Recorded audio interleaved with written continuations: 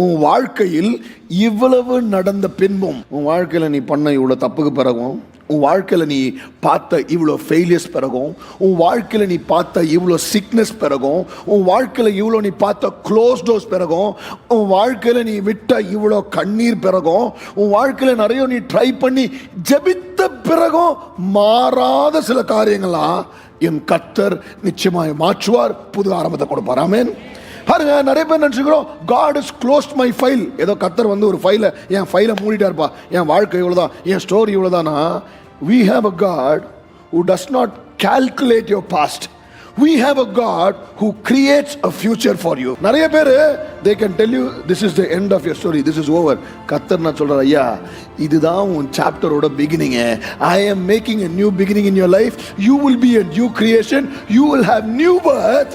நீ எதெல்லாம் முடிஞ்சுன்னு நினைக்கிறியோ கர்த்தர் அதை ஆரம்பிக்க வல்லவராகிறாரே.